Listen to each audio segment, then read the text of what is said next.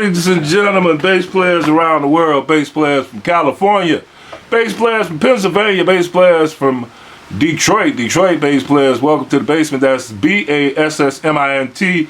And we have a special guest in the building all the way from California. Tell us your name, sir. Jason Leopold. Jason Leopold, a California bass player. Yes, indeed. In Detroit. Yep. Okay, so look, I'm about to ask you a set of questions. He already signed the paper, allow me to ask the questions. But before we go to that, we're gonna just introduce everybody else that's in the basement with us today. And we're gonna start with my fret hand side. Tell us your name, Dad. I'm Willie Leopold. I'm Jason's dad from Santa Clarita, California. And man, happy to be here. Yeah, we're here. We're legends. Okay, that's awesome. Man. That is awesome. Next to him, tell us your name. Gabriel Severn. I'm 14 years old, and I'm from Pennsylvania. And next to him, tell us your name. I'm Vivian Severn. I'm Gabriel's mom. I'm from Pennsylvania, but I'm not going to tell you how old I am. All right. All right. So on this side of the room, we have his first time in the basement. Oh yeah. We're gonna get to interview him eventually. You just got to come back, man. Come with Pope. No problem. Anytime. Hey, tell us your name. Roderick Lynch, Detroit bass player. And another first timer in the basement for the first time. Will you come back and let us interview you in the future, sir? Most definitely. And tell us your name, sir. My name is Derek Thomas, Detroit bass player. Awesome. All right. And next to him, he's been in the basement every single last time. They let me come sometimes. Because he lives here and he allows us to use his basement. So tell us your name, My name's Reginald Canty. Yeah. Now sometimes he might leave and go upstairs. I don't know why, but he's here every single time. So, and another first timer, Jason Leopold. Welcome to the basement, man. Glad to be here. Now, why are you here? No, I'm not gonna start there. I got so many things. I gotta start with my very first question. Gotcha. When did you start playing the bass, and why? Started playing the bass at 7 years old. That's when I got my first actual bass. Because 2 years prior, I had an acoustic bass, and I took the strings off and played it like a bass. So 11 to 13 years, if you will. And why? Bass lines that I would hear in the car, just old school stuff, you know.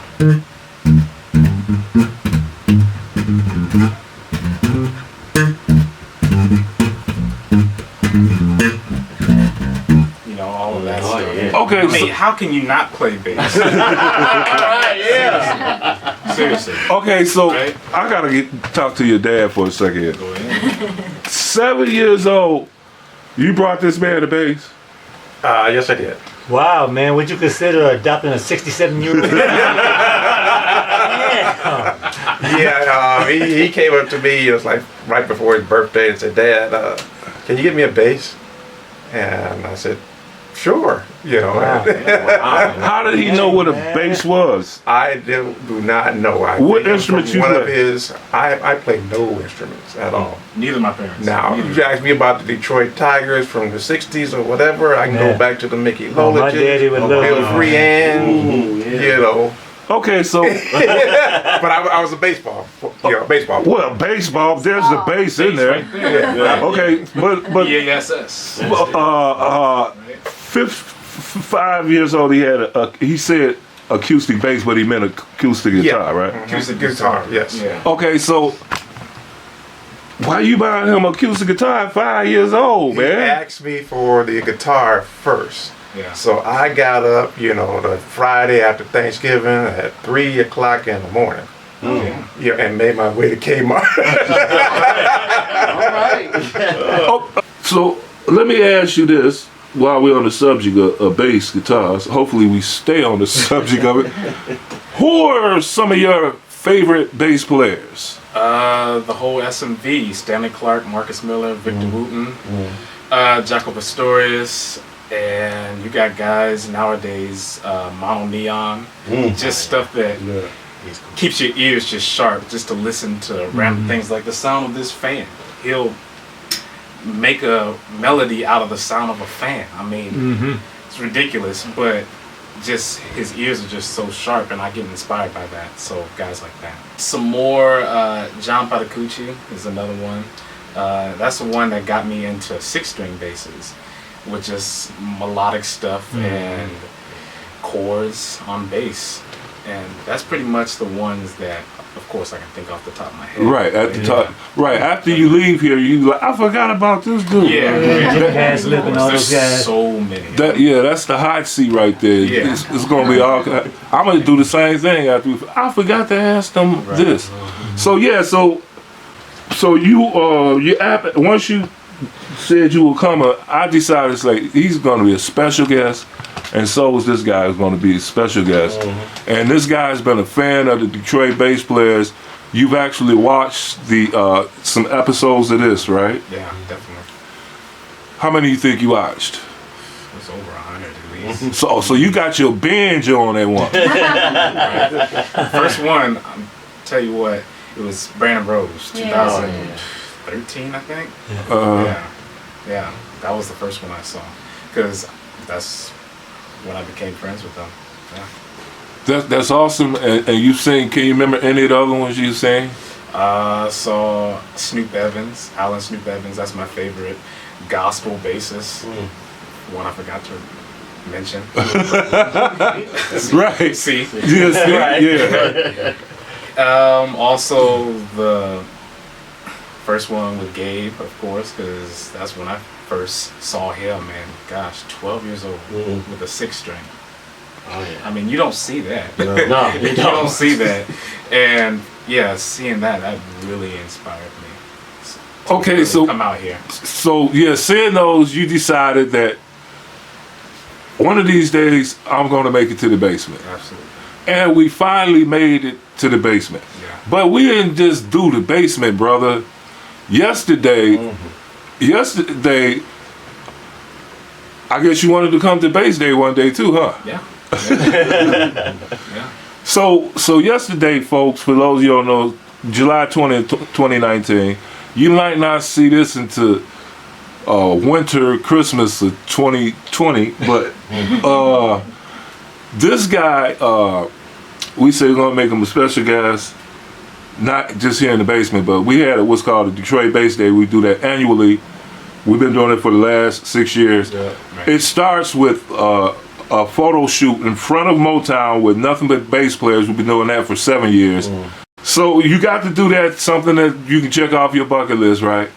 And then you got to do the whole entire Bass Day, where we moved it over to the Aretha Jazz Cafe, formerly known as the Music Hall, a music hall for performing arts Jazz Cafe. That used to be the name of it.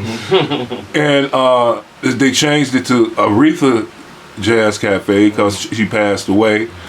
Even last year, our Bass Day was a tribute to her last year. And this year we get to do her cafe, Aretha Jazz Cafe. And you got to be one of the 17 bass players to perform at the thing. So what did you think about that also? Man, it was a true honor being part of that. And of course the highlight of it was at the end with Nate Watts sharing the stage and being alongside him, you know.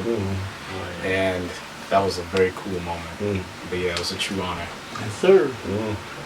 Now, I mentioned you as a special guest, and I also mentioned him as a special guest. And at the end, it was really a tribute to my man Stevie Wonder. And you guys, y'all went out back and took another Detroit bass player's photo with the mirror. Is that correct? That's right. I didn't get to go back there because I had to work and everything, but I did get to see that on the internet today. That's a big picture of Stevie Wonder. That's a huge picture. It's right on the back of the music hall. It takes up the whole back. But I just want to acknowledge Kern Brantley for putting on Yes, a indeed. fantastic Detroit bass day. It was packed. We had 17 bass players. I am so glad that you enjoyed yourself and you got to do the photo for the first time and you got to do the bass day. And you know, if we continue this every year and if you can get back, you're welcome. Lifetime pass. Same thing you gave lifetime pass. However, I'm sure you guys are going to be too busy soon. And when you get too busy, I'm gonna be knocking on the backstage door, looking for my backstage pass. But when y'all get to that, when they get to that status with it, they don't know nobody no more. You know what I'm saying? I'm like, hey, can I come to the show? Remembering this, absolutely. Yeah. Okay, cool. Yeah. Now, I ain't want to keep you, man. You know I ain't want to keep you. That's all right. We got here in the basement about 2:30. We told everybody to come, and a lot of people to come this time. Probably wore out from yesterday. Wore out from yesterday, yeah. I know. Undoubtedly. I know Reggie wore out. I'm wore out, man. I got up this morning and tried to sign my check for my offer. What's the date? You know I was tired, man. Falling asleep all of a sudden. His birthday was yesterday, and we worked him. You know what I'm saying? We had him on microphones, lifting speakers. Yeah, it was just hot. It was unbearably hot out. Yeah. So we got inside and we got a little relief once we went I'll inside. tell you what. But I had fun. I'd do it again today. Oh, yeah? I'd do it again today. Yeah, the heat out here, man. It's the humidity Yes. Oh yeah. compared to California, because it's dry out there, so it's not that bad. But you would think that y'all sitting next to a big old ocean that you can't see the other side, you would think that'd be just as super, like a sauna. Nah, not really. Yeah, I mean, you get out here, man, it feels like 15, 20 degrees hotter than it would be out in California. Wow. It's crazy. Well, is this your first time in Detroit? Yeah, it's my first time. And what you think so far? So far, really nice. I mean, go downtown. I love buildings. I love the city. I love just the Skyline city and stuff. look. Yeah. Yeah. That's what you used to do. Yeah. See the skyline. Yes. What makes up the skyline. So look, like I said, I ain't want to keep you, man, but It's all right. if listening to you play, I feel like I want to see you get better and better. I want to be a witness to that. So if I want to witness that, you got like social medias that you can share it with me? Facebook, Jason Leopold. Instagram, Jason Leopold Bass. I have a Twitter. Don't post any videos on there. So mainly those two platforms. Yeah. Okay. Now, somebody's going to ask, I can hear him right now in the comments section, even though, like I said, this might not get posted to December 2020, but I can hear the comments right now.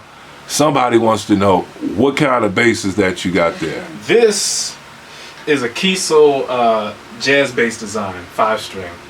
Kiesel used to be known as Carvin, so they switched the name to Kiesel, to the actual original name Kiesel, because Kiesel was known since 1946. Oh, wow. So they went back to the name. I mean, this is even a Kiesel groove gear fret wrap. And yeah, the bass here, 2-band EQ. You got treble, bass. This is a passive tone control, which I really love this. And you got your pan, back pickup. Both pickups.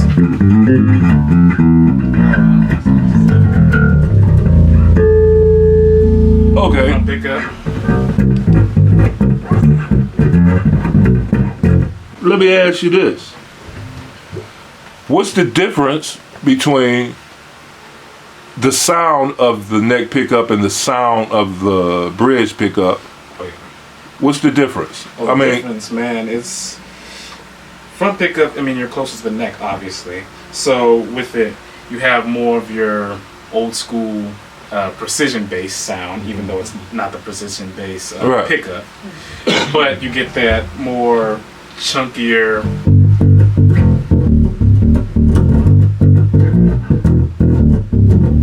okay, so play that same line with the bridge pickup only. I just want to hear the difference. so it's a little bit tighter. So if I play right on the pickup,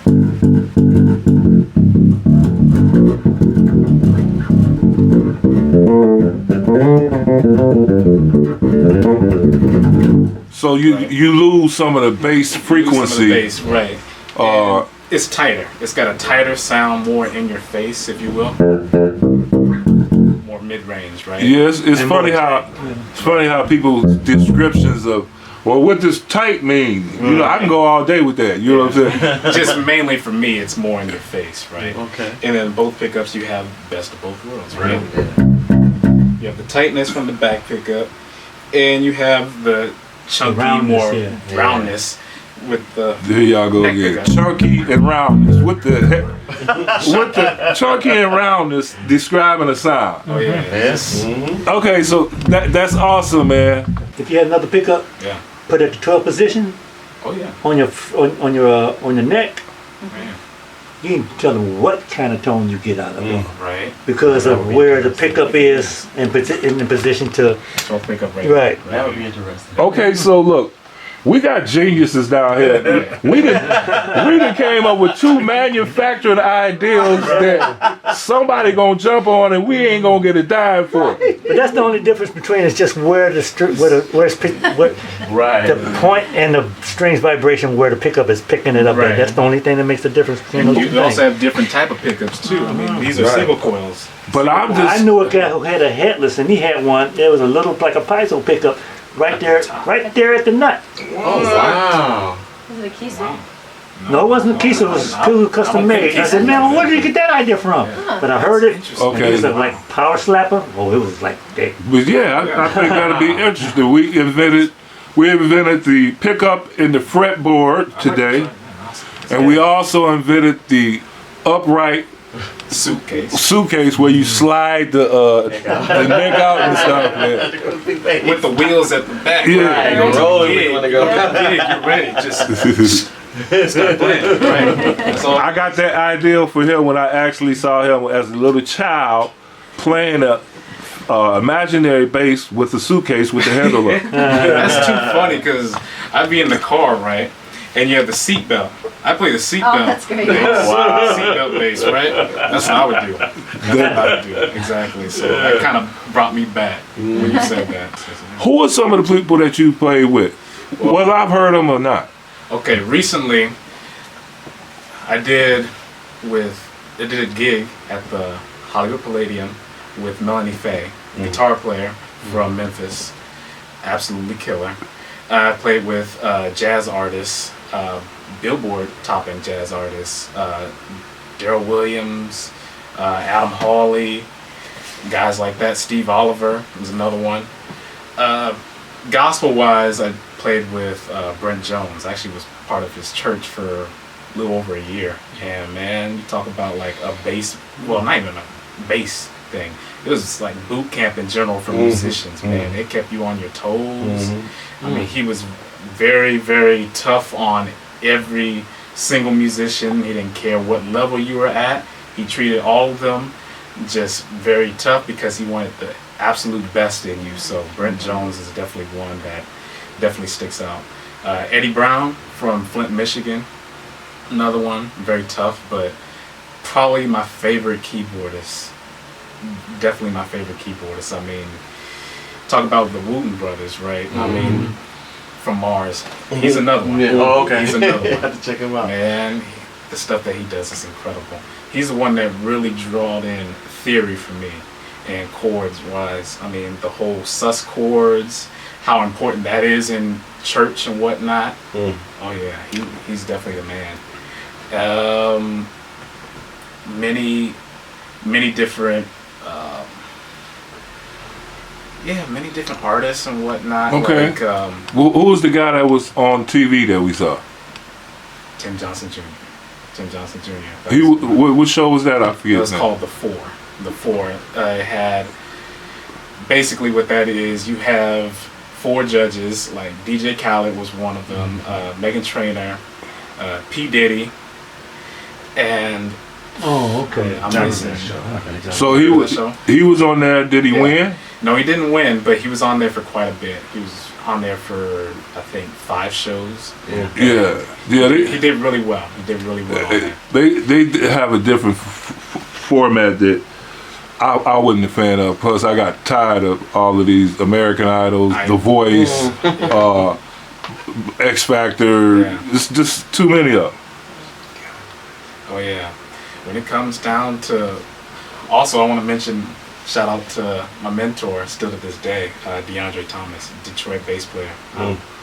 Yeah, he's out in LA now, but born out here in Detroit, and he's played with many different gospel players.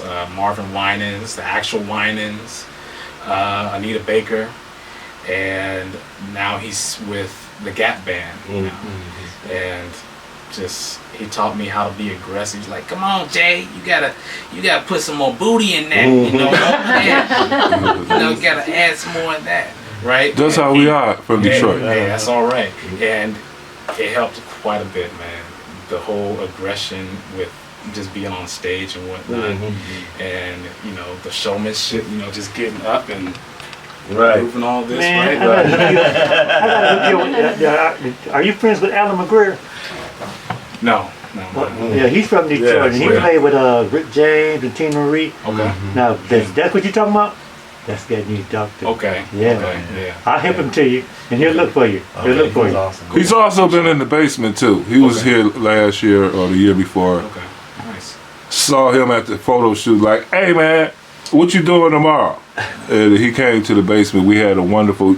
Check it out if you get a chance. Okay, I will. All right. So look, like I said, I ain't want to keep you, but what do you recommend to somebody that wants to improve their skill set on that instrument? What do you? On the bass? Yeah.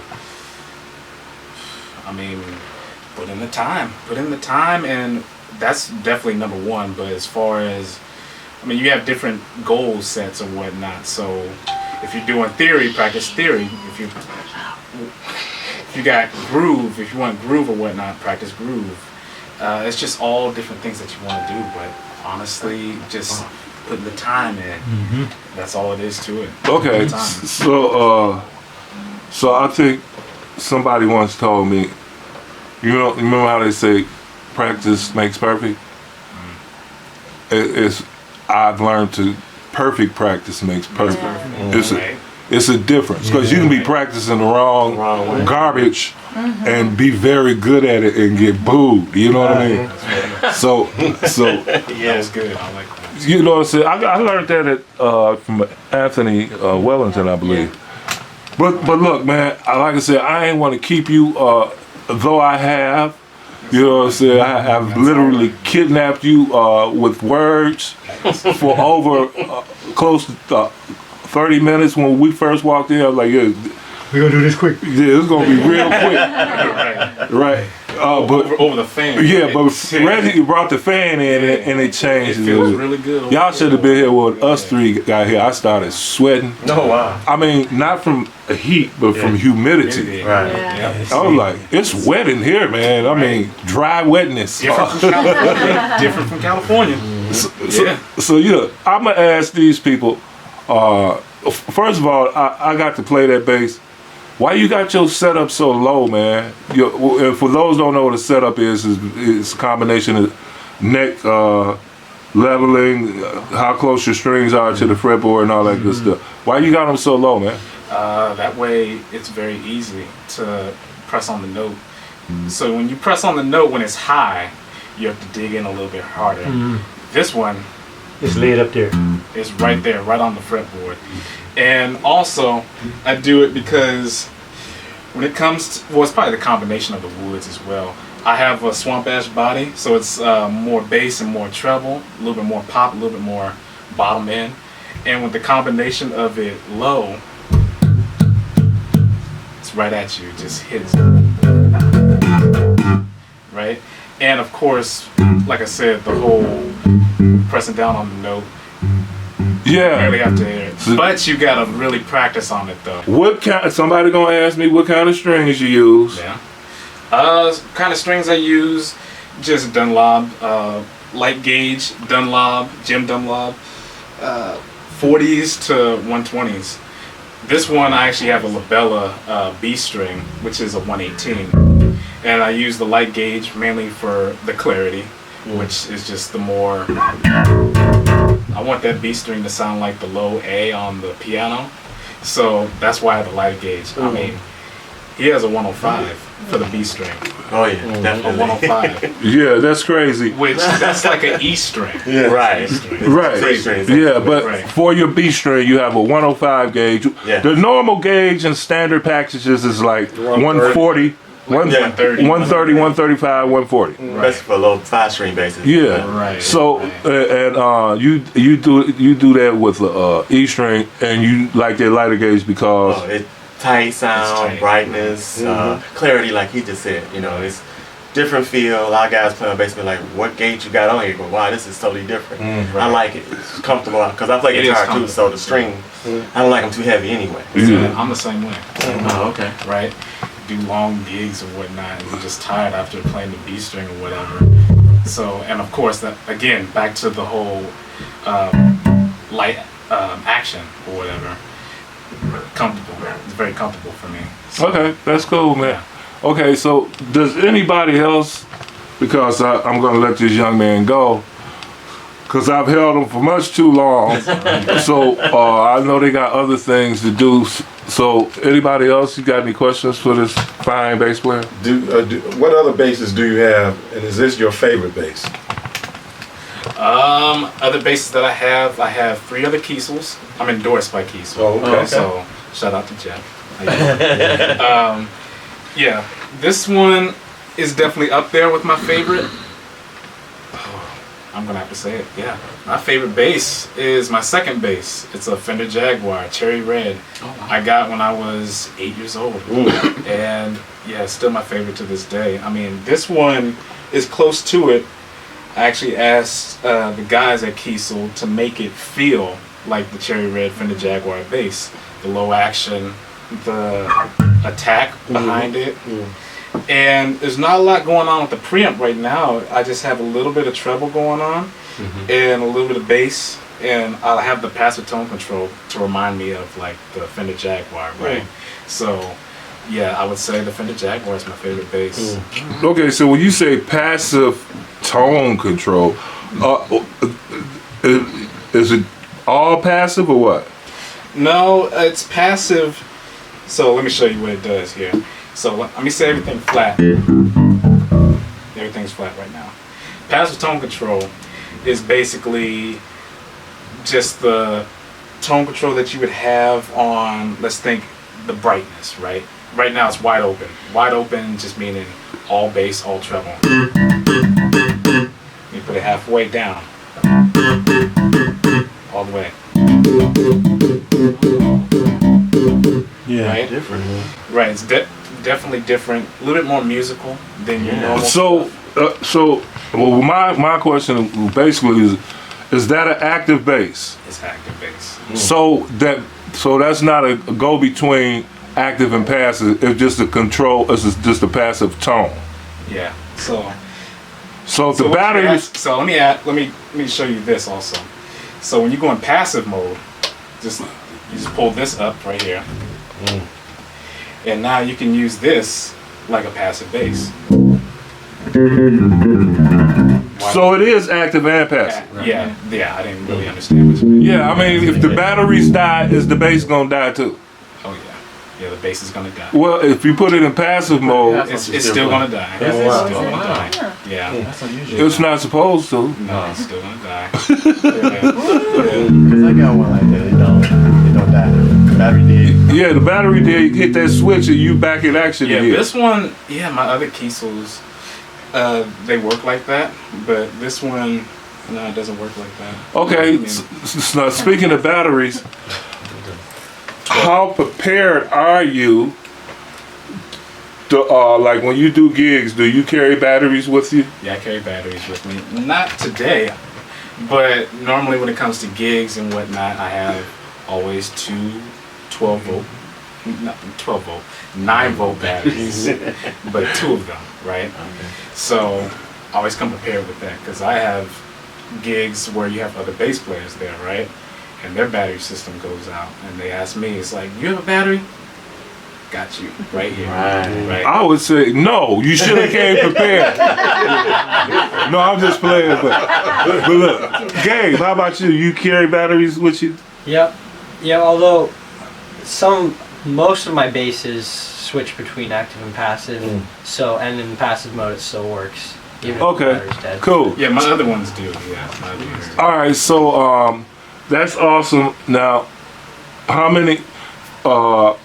Let me see. I was gonna ask you something that has something to do with active and passive, but I think we explained what the difference is. But how many basses do you carry with you at a show?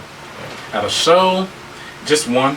When it comes to a show, just one bass, because all of them are versatile for different reasons. And you have the versatility, in my opinion, is not just the bass itself; it's the player itself, right? So you have different placements on the bass. So you have more. Yeah, one tone. We do.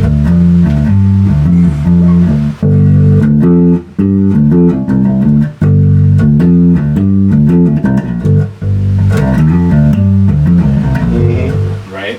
Yeah. So I don't really need just one bass when it comes to a show. And what technique of muting do you have? How many?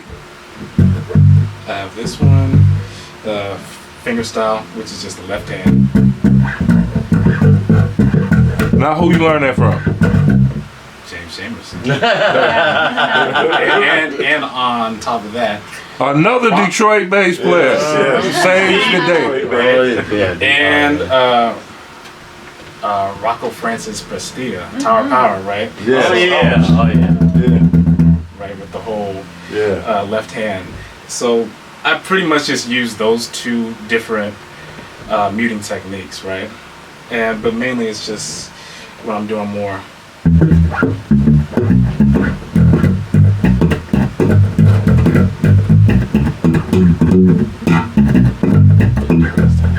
But I kind of mix between the two. If I'm digging in, that's left hand.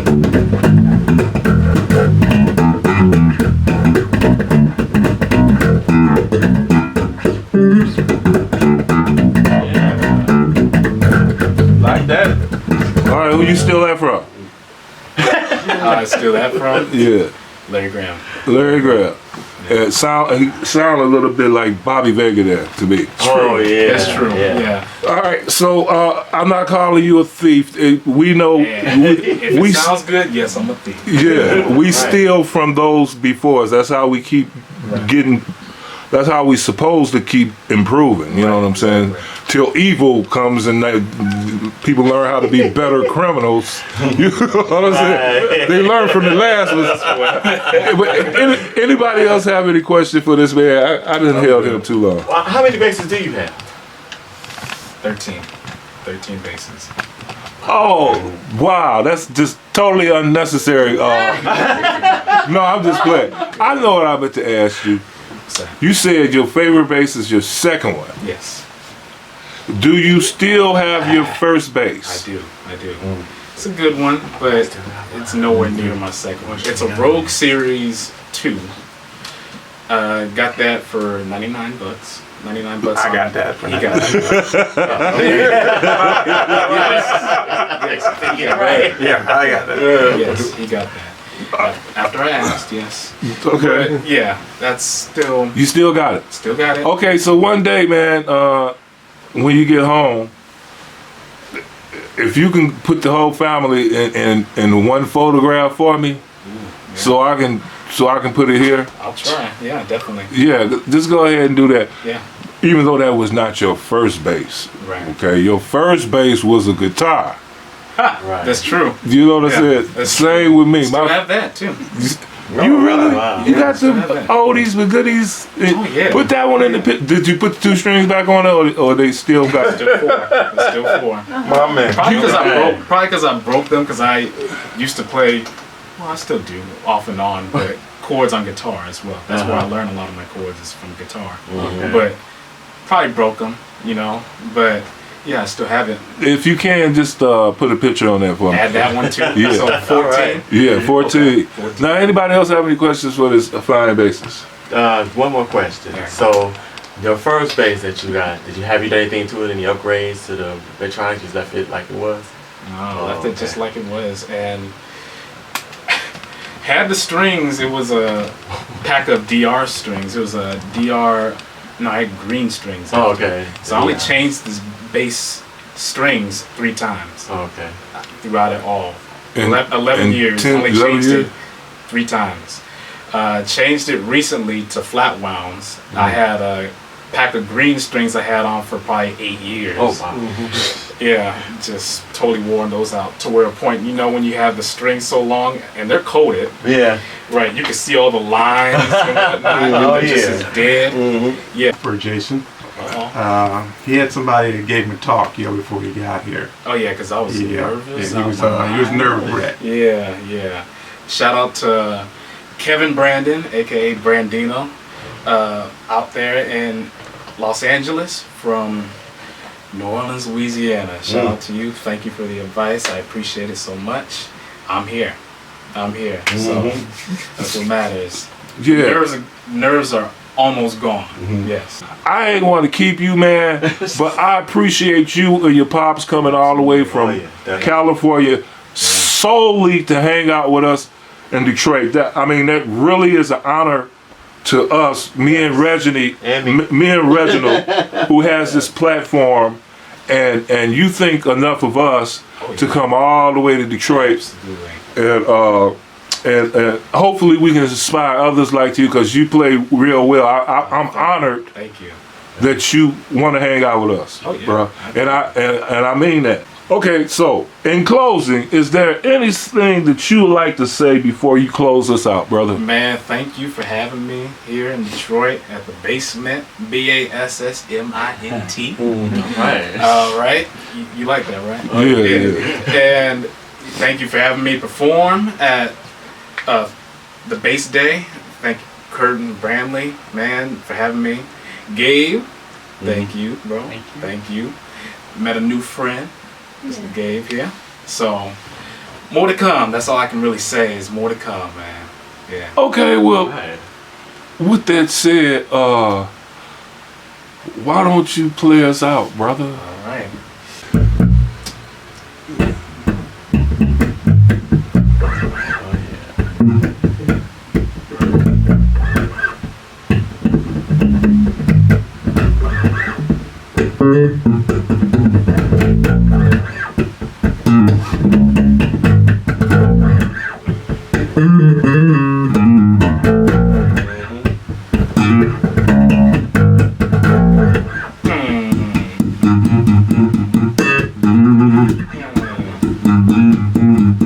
Yes, I will.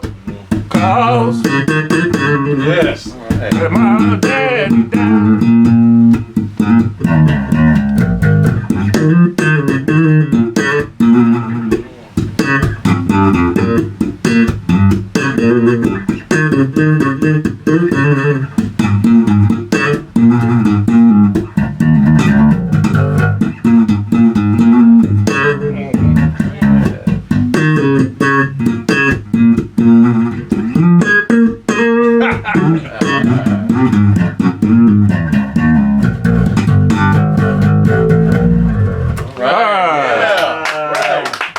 Yeah, one of my favorites.